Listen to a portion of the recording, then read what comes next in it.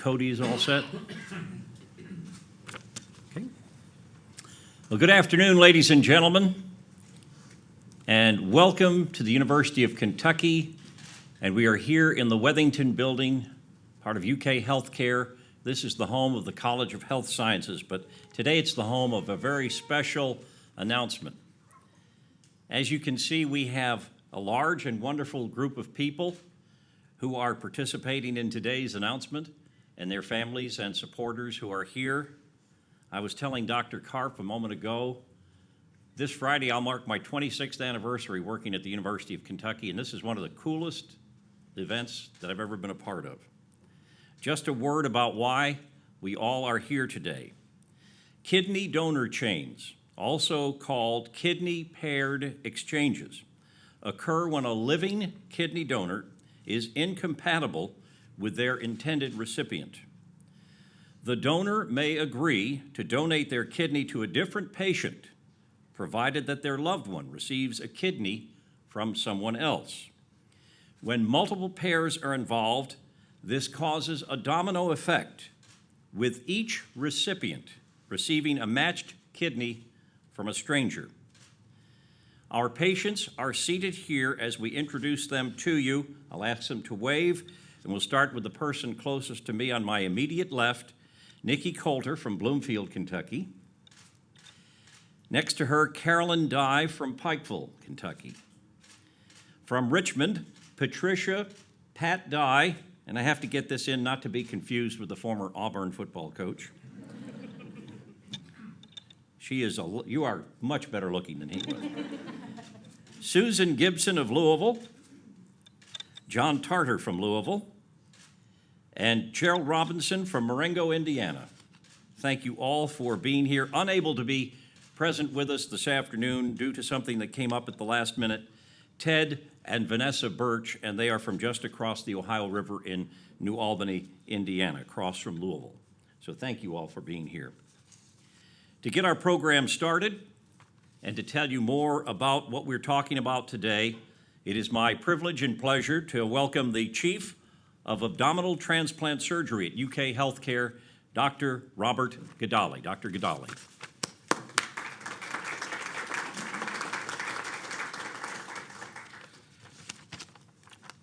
Thank you.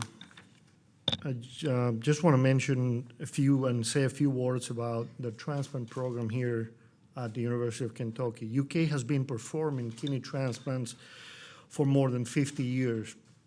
We did our first kidney in 1964, only a couple of years after the first deceased donor kidney transplant was performed in Boston in 1962. And the first kidney exchange was performed in this country in the year 2000. Kidney donor chains, also called kidney pair exchanges, came about when a living kidney donor was found to be incompatible with their intended recipient, as it was explained before. The donor might then agree to donate to their kidney to a different patient, provided that their loved one receive a kidney from someone else. In 2011, the University of Kentucky started the first efforts to join a national pilot program through the Johns Hopkins program to start developing protocols to be able to perform the first cases. We started to keep track of non-compatible donor-recipient pairs and finally did our first four-way exchange cases during the summer. These represented 4 donors and 4 recipients, a total of 8 major complex surgeries in less than 48 hours. We're now joining the national program for kidney pair donation developed by the United Network for Organ Sharing to be able to do more of these procedures in the near future. This will allow our patients to get transplanted faster, avoiding complications from dialysis, and using living donor kidneys, which have better outcomes than deceased donor transplants. For these first cases were performed in UK and were possible due to a remarkable effort from an amazing multidisciplinary team. I would like to thank our surgeons, our nephrologists here in Lexington, the Nephrology Associates of Kentucky, ANA, our partners in Louisville, nurses, the immunology lab, and the transplant center staff. This is an important landmark for our program, and I'm happy to report that the patients are doing well. Thank you.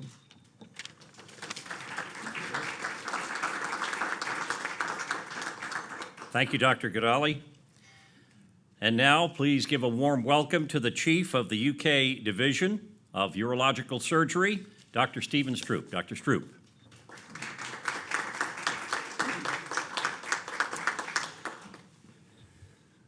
I'm a little taller than Dr. Gadali.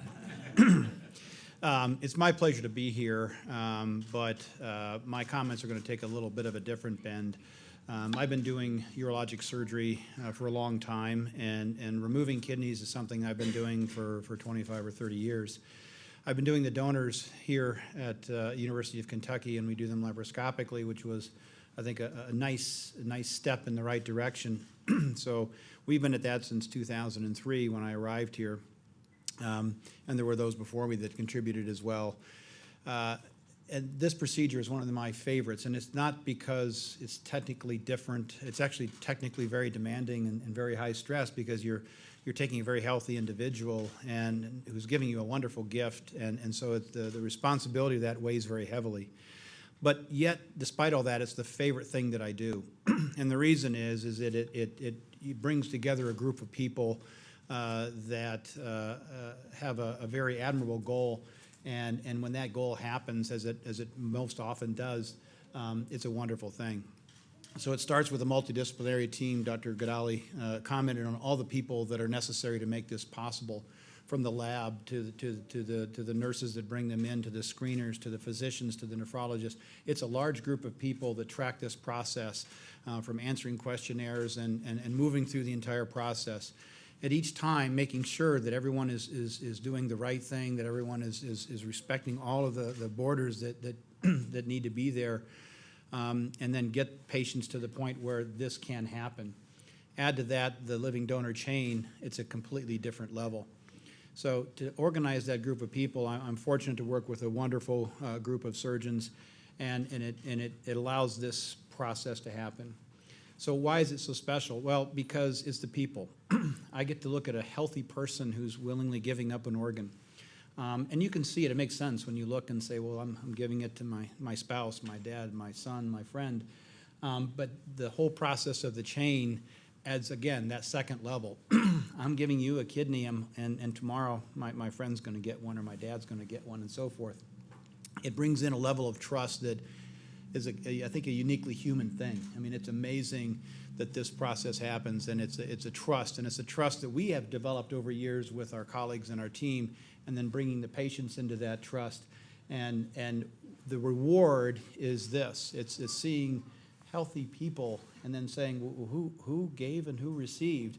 I'll tell you, before the operation, it's not so hard to tell them apart. And that's one of the things that we get as a huge reward for that. So I consider it a privilege to be a part of the process, to the opportunity to work in a university that supports this process and looks for opportunities to help the state and Commonwealth of Kentucky.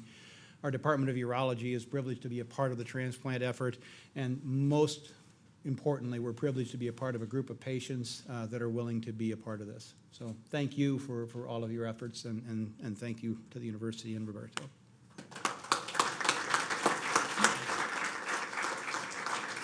Thank you, Dr. Stroop. I spoke earlier of Dr. Michael Karpf, and he came here just about 12 years ago, almost 12 years ago, and he was challenged to come up and build not only a new hospital, the new Chandler Hospital, but to do things and to make things possible that haven't been possible in Kentucky and with UK HealthCare before. And I talked about this being such a cool announcement. Well, this is one more in a long journey of special announcements, thanks to the man I'm about to introduce. Please welcome the Executive Vice President for Health Affairs, Dr. Michael Karpf. Thank you. I'm a little shorter than Steve. It's going to be next week that I'll be here 12 years. And when I got here, we made a commitment that we were going to build an advanced subspecialty referral center, research-intensive referral center.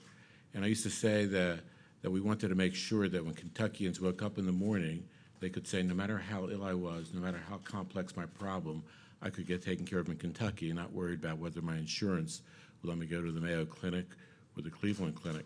I'm going to have to change that. I have to say, I want to make sure when people wake up in Kentucky and Indiana,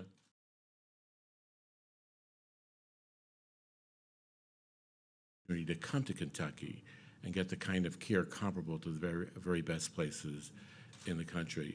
This is a milestone because there aren't very many transplant programs in this country that could do a chain donation like this. And I think if we weren't able to do that, this kind of chain donation, some of these folks would have to wait much longer for their kidney or might not get their kidney. And it really makes a tremendous difference in their lives getting the kidneys early. And as Roberta said, it's also a tremendous difference when they get a living donor-related kidney as opposed to cadaveric kidney. So I'm quite proud of what the transplant team has done, and I think we're making our way to fulfilling our promise of making sure that no matter what kind of problem you have, no matter how serious, how complicated it is, you're going to be able to have it taken care of in Kentucky. That's why we're here, and that's what we will do. Thank you.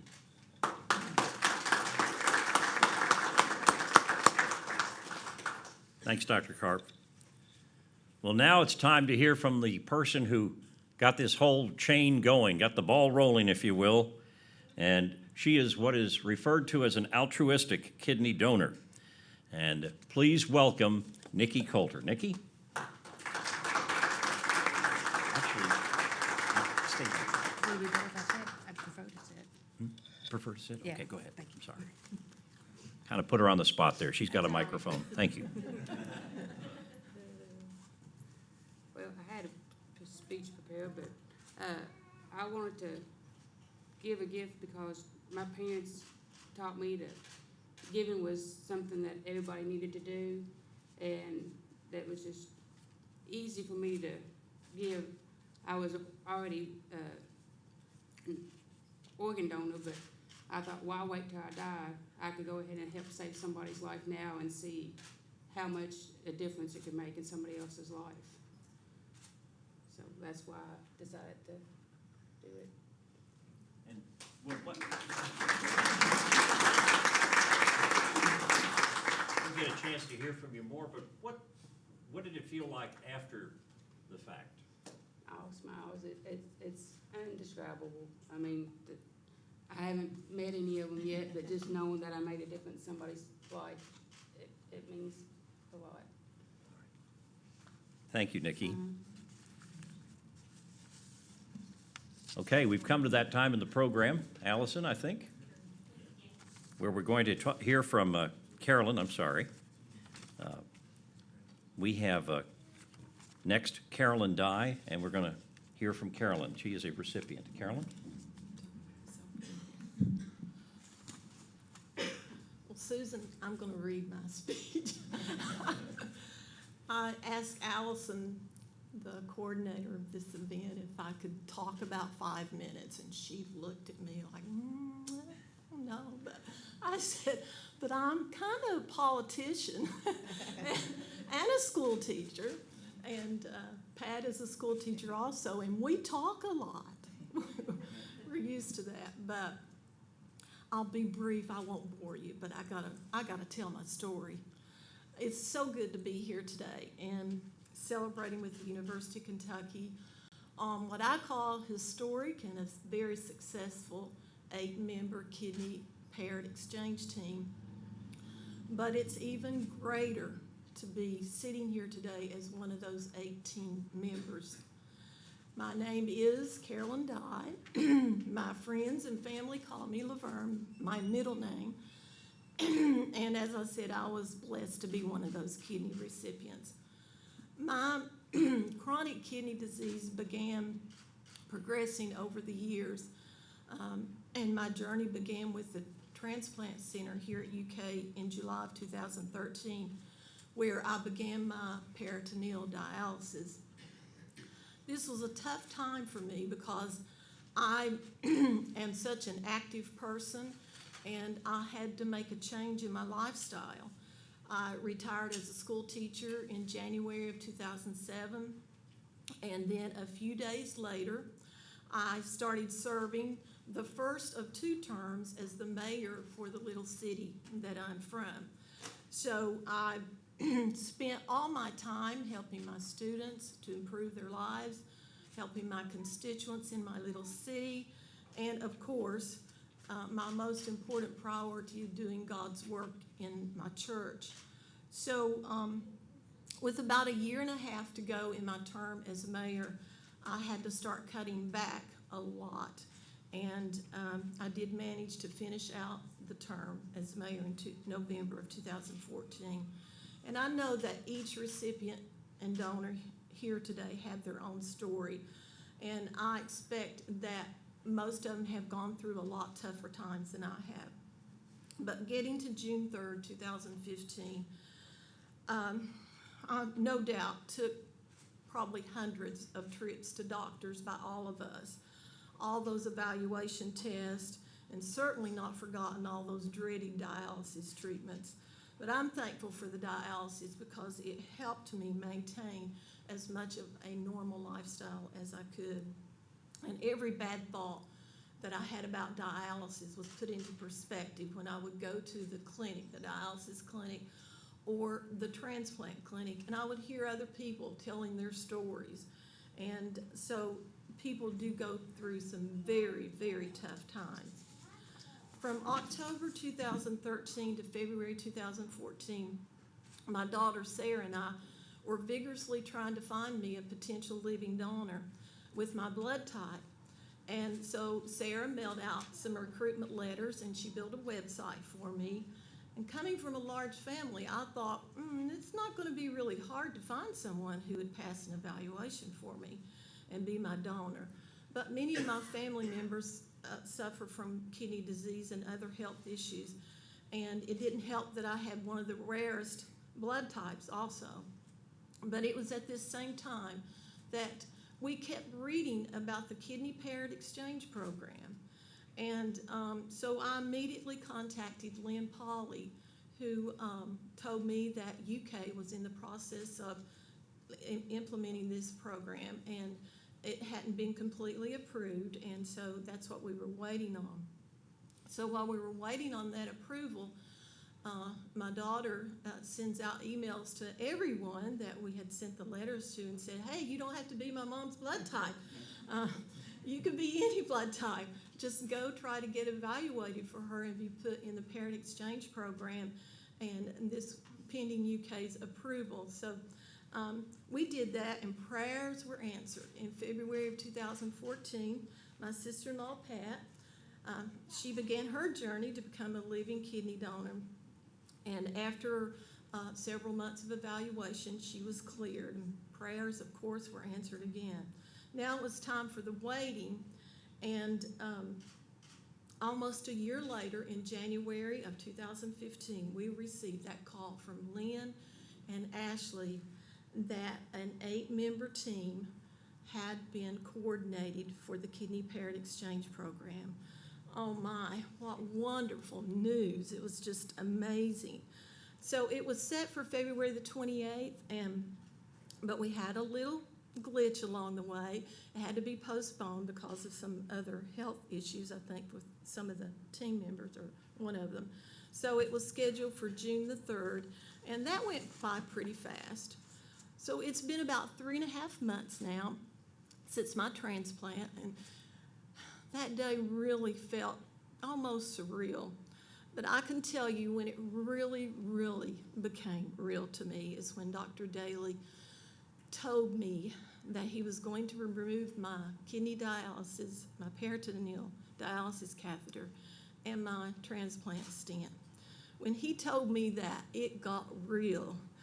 Have you ever smiled or laughed? I don't know if you have. When a doctor tells you you're going to have surgery at 6 a.m. the next morning, well, I did. I laughed. I was so happy. You're usually scared after, when a doctor tells you that, but I knew that I was getting my life back and I was getting my body back and things were going to get back to normal. So I'm so thankful and blessed that I'm doing very well. I'm getting stronger every day, and this is due in part to the great care that I've received at the transplant center, all the doctors, the staff, the nurses at the hospital, my coordinators. You all, you have been wonderful to me. So, and I've had great support from my family, my friends, and my church. So my short-term goal is to try to walk in the National Kidney Walk here in Lexington on October 11th. And I'm going to try to walk a little bit with the Wildcat Walkers from the transplant clinic. On June the 3rd, 2015, University of Kentucky Transplant Center's Kidney Parent Exchange program helped give my life back to me. And if it were not for this program, there's no doubt I would still be on dialysis today and still waiting on the transplant list. If it were not for Pat, my donor partner, and my living donor that I'm so excited to meet today. Without them making this chain team complete, the Parent Exchange program would not exist. So these people have given the greatest gift of all. Their generosity, their kindness, their courage, their love will never be forgotten. You're a part of my body now, a part of all of our lives. How can we ever thank you enough for the gift of life?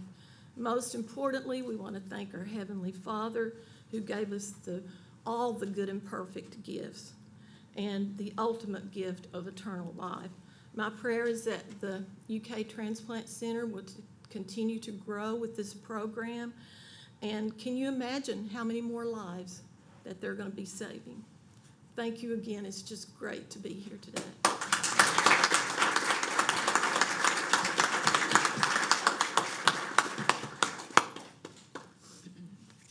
Part of me says that we ought to end it right there. Thank you so much, Carolyn. That was wonderful. Well, it is time now to unveil, and this is the first time that all of these people are going to become aware of this, just as with all of you, the donor chain order, and we're going to be putting this up on the screen. The altruistic donor who begins the chain is Nikki Coulter. Nikki donated to Ted Birch. Ted and Vanessa unable to be here. Ted's wife, Vanessa, donated to John Tarter. John's significant other, Susan, donated to Carolyn Dye. Carolyn's sister-in-law, Patricia, Pat, donated to Gerald Robinson. Gerald Robinson was the highest matching recipient on the transplant waiting list, and that ended the chain. How about that?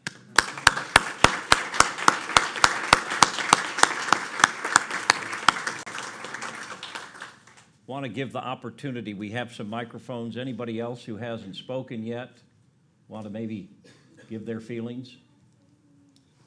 John, Gerald, Pat, anyone? Pretty good. Pretty hard to speak probably after all that. I guess you'll get a chance to visit with one another. At this point, we will open it up for any questions that we might have from members of the news media, and we'll be happy to answer them. Anyone have a question? Did all the transplants take place here at University of Kentucky? Mhm. Chandler. You mentioned, how many transplants does the university do here? Does he do? 2. This is Dr. Godawi. In the last 10 years, we've been doing between 60 to 90 transplants a year, kidney transplants. Last year we did kidney transplants. 26 were living donors, and the rest were deceased donor kidney transplants. In the last few years, our volume has been between 80 to 90 kidneys a year. So in the last 10 years, 60 to 90, in recent years, 80 to 90. Mm-hmm. And how many are on the transplant list? I believe you said Mr. Robinson was on the top. Mm-hmm. Are there, I would think part of doing this would Now we have close to 400 patients listed waiting to be transplanted at UK. 400? Mm-hmm. And you mentioned other, or maybe Dr. Carter did, other facilities do the donor chain relationships.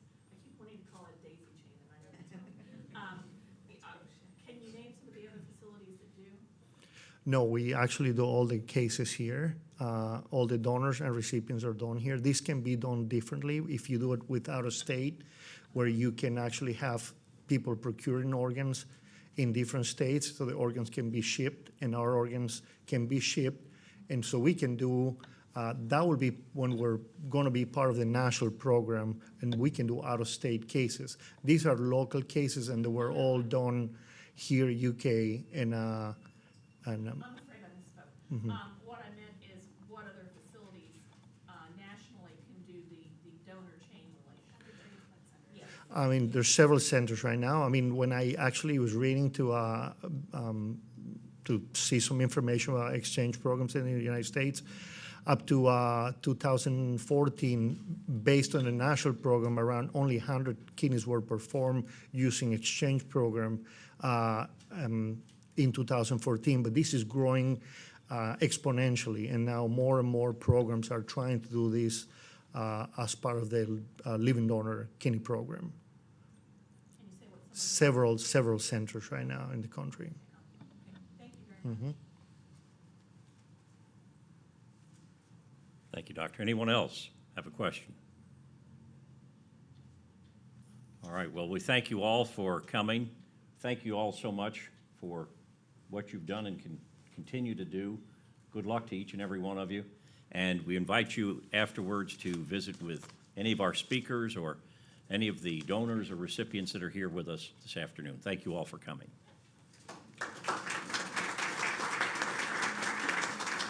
Really just started chain reaction.